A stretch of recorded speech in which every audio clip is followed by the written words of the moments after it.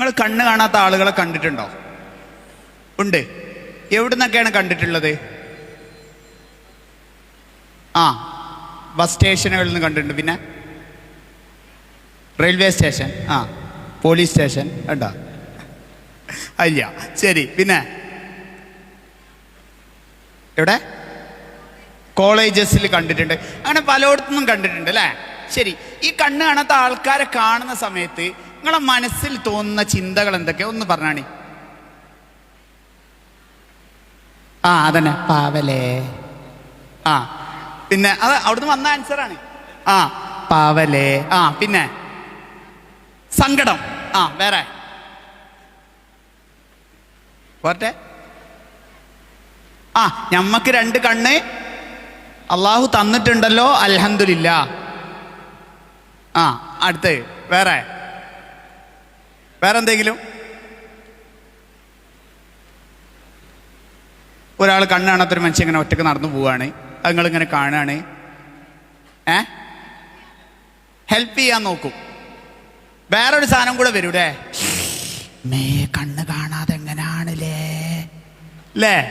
വരില്ലേ? കണ്ണ് കാണാതെ എങ്ങനാണല്ലേ? അല്ലാ, കയറ്റം കയറി ഒറ്റക്ക് കയറി, റബ്ബേ ബസ്സിലതാ പിടിച്ച് കയറിന് അല്ലേ? തോന്നലില്ലേ? കറക്റ്റ് സീറ്റ് പോയിരുന്ന് അല്ലേ?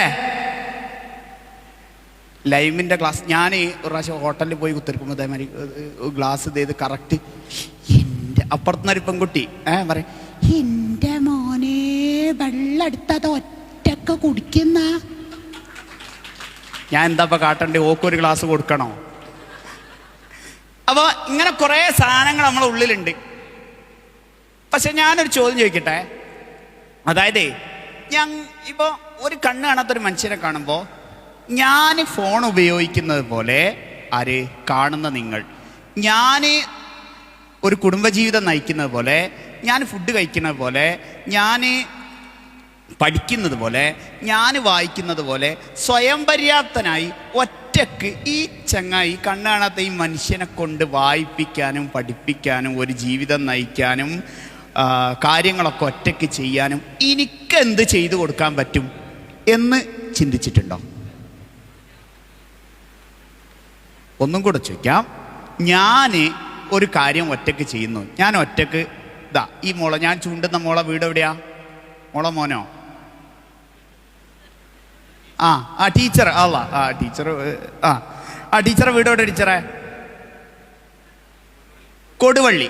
ഞാൻ കൊടുവള്ളിയിൽ നിന്ന് താമരശ്ശേരിക്കപ്പുറം ഈങ്ങാപ്പുഴയ്ക്കപ്പുറം ഇങ്ങോട്ട് തിരിഞ്ഞ് 4-5 ഗട്ടറൊക്കെ ചാടി. ഞാൻ ശരിക്കും പള്ളേക്കാളിപ്പോയി. 4 ഗട്ടർ ചാടി. റഹ്മാനായ റബ്ബേ, അത് എന്താണിത് ഇങ്ങനെ?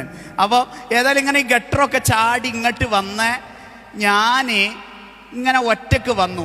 ഇതുപോലെ ഇപ്പോൾ കണ്ണ് കാണാത്ത എന്നെ അവിടുന്ന് കാണുക. ഇതുപോലെ ജെയ്സൽ എന്ന് പറയുന്ന ഈ മനുഷ്യനെ ഒറ്റക്ക് വരുത്താൻ വേണ്ടി എനിക്കെന്ത് ചെയ്യാൻ പറ്റും എന്ന് ചിന്തിച്ചിട്ടുണ്ടോ? ഇതൊരു ഇസ്ലാമിക് ഇൻസ്റ്റിറ്റ്യൂഷൻ ആയതുകൊണ്ട് പറയാണ്. ഇവിടെ ഇസ്ലാമിൻ്റെ ഈ വിഷയത്തിലുള്ളൊരു കാഴ്ചപ്പാടും കൂടെ ഒന്ന് പറഞ്ഞിട്ട് ഞാൻ അവസാനിപ്പിക്കുക. അബ്ദുല്ലാഹി ഇബ്നു ഉമ്മു മക്തൂം റളിയല്ലാഹു അൻഹു വിഷ്വലി ഇമ്പയർഡ് ആയിരുന്നു, കാഴ്ച പരിമിതനായിരുന്നു. അപ്പോൾ അബ്ദുല്ലാഹി ഇബ്നു ഉമ്മു മക്തൂം നബി സല്ലല്ലാഹു അലൈഹി വസല്ലമയോട് ചോദിക്കുന്നൊരു ക്വസ്റ്റ്യൻ ഉണ്ട്. എന്താ അറിയോ? എന്താണ്, എനിക്ക് ഒന്ന് പള്ളിയിൽ വരണം, ഞാൻ നിസ്കരിക്കാൻ ഞാൻ വരേണ്ടതുണ്ടോ? കുറച്ച് ഇടങ്ങാറാണ് വരാൻ, ഞാൻ വരേണ്ടതുണ്ടോ? ഞാൻ പെരേന്ന് നിസ്കരിച്ചാൽ പോരെ? ഞാനാണ് നിങ്ങളോട് ചോദിക്കണമെന്നുണ്ടെങ്കിൽ നിങ്ങളെന്താ പറയാ? കുഴപ്പമില്ല ജയിസോ, ലംജോ ജോ പറയൂ.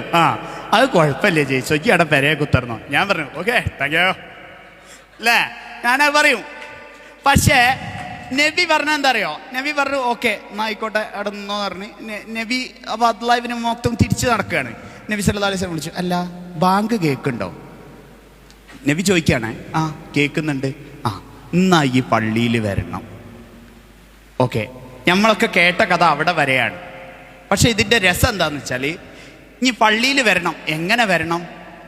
നമ്മളൊക്കെ എന്താ പറയുക? നിങ്ങളെ വീടിൻ്റെ അടുത്തുള്ള മുഹമ്മദ് കാക്കല്ലേ, മുഹമ്മദ് കാക്കനോട് എന്ത് ചെയ്താൽ മതി? അന്നൊന്ന് കൊണ്ടുവരാൻ പറഞ്ഞാൽ മതി. മുഹമ്മദ് കാക്ക അവരൊന്ന് കൊണ്ടുവരണേ. മുഹമ്മദ് കാക്കാക്ക് പനി പിടിച്ചാൽ ജയ്സലിൻ്റെ പള്ളിയിൽ പോക്ക് നിന്നു. എന്നാൽ നബി പറഞ്ഞ എന്തായിരുന്നറിയോ? ഒരു കയറ് കെട്ടിക്കൊടുത്തു അത്രേ. വീട്ടിൽ നിന്ന് പള്ളിയിലേക്ക്. ഒരു കയറ് കെട്ടിക്കൊടുക്കുന്നു, ആ കയറ് പിടിച്ച് ഇങ്ങനെ വരുന്നു. അന്ന് വൈറ്റ് കെയിൻ ഇല്ല, മൊബിലിറ്റി സ്റ്റിക്കുകളില്ല, ആപ്പുകളില്ല, സംവിധാനങ്ങളില്ല, ഒന്നുമില്ല. ഒരു കയറ് കെട്ടിക്കൊടുക്കും. ഇതാണ് എന്ത് നമ്മളുടെ ഒരു രീതിശാസ്ത്രം എന്നാണ്. അപ്പോൾ സ്വയം പര്യാപ്തരാകാൻ വേണ്ടി ഒരു കാഴ്ചയില്ലാത്തവനെ എങ്ങനെ സഹായിക്കാം, ഈ ചിന്തയാണ് നിങ്ങളുടെ മനസ്സിൽ പ്രധാനമായും വരേണ്ടത്. അപ്പോൾ അതിന് കുറേ സംഗതി ഉണ്ട്. അതിൽ പെട്ട 1-2 സംഗതികൾ നമ്മുടെ സൈറ്റഡ് ഗൈഡ് ടെക്നിക്കും കാര്യങ്ങളൊക്കെ ഉണ്ട്. അത് ഇൻഷാ അല്ലാഹ് നമുക്ക് പാനൽ ഡിസ്കഷൻ്റെ ഇടയിൽ ഈ സൈറ്റഡ് ഗൈഡ് ടെക്നിക്കൊക്കെ ഞാൻ നിങ്ങളെ പഠിപ്പിക്കും. ഇന്ന് അത് പഠിച്ചിട്ട് ഇവിടുന്ന് എല്ലാവരും പോവുള്ളൂ എന്നും കൂടെ പറഞ്ഞുകൊണ്ട് ഞാൻ അവസാനിപ്പിക്കുന്നു. Thank you.